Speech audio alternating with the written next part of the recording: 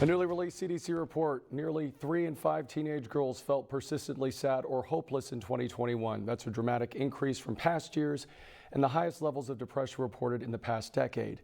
I interviewed a local expert from Jewish Family Service of the Desert to talk about ways you can help.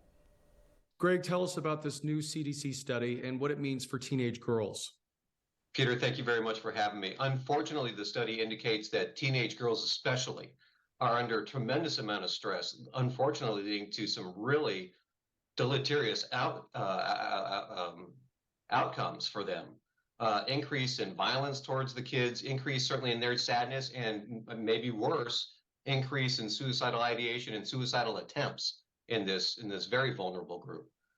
So it's unfortunately, I think we are seeing anecdotally and hearing anecdotally about the struggles that our students and our youth are going through. We have seen an increase over the years, the last 2 years, in the number of young women coming to see counseling in our agency. And so we unfortunately are seeing these trends here in the Valley as well.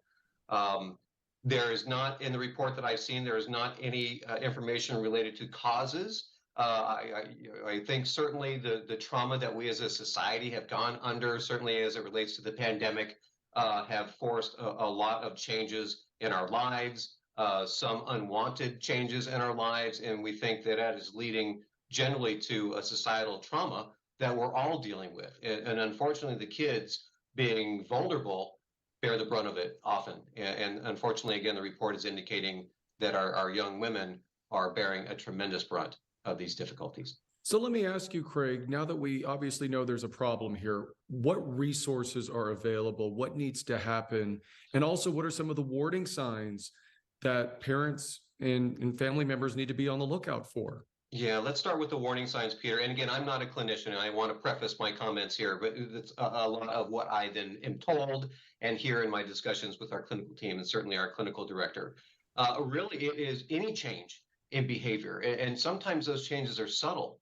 And so parents and family members need to be on the lookout and really focused on their kids' behaviors and actions, changes in things that they used to like, now they don't, and vice versa, things they couldn't stand and now they like.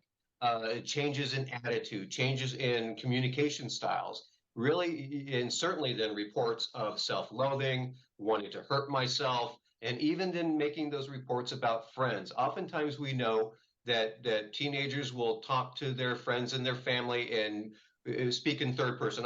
My friend is doing these things when it's actually them doing these things or thinking these things. And so that can be a call for help as well. So really any changes in behavior should trigger some questions coming from the loved ones. And then what resources are available and what are some of the ways that we can help? Absolutely. And resources, and not just counseling, for instance.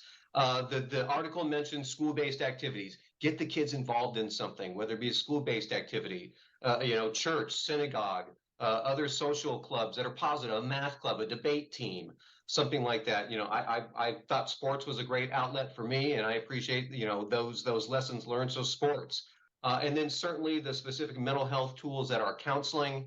JFS provides in-person and telecare both in English and Spanish.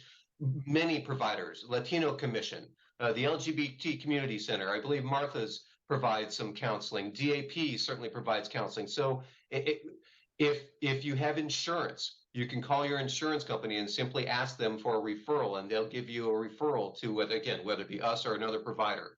Certainly an important topic. Craig, we appreciate your time. Thanks so much for joining us. Peter, my pleasure as always.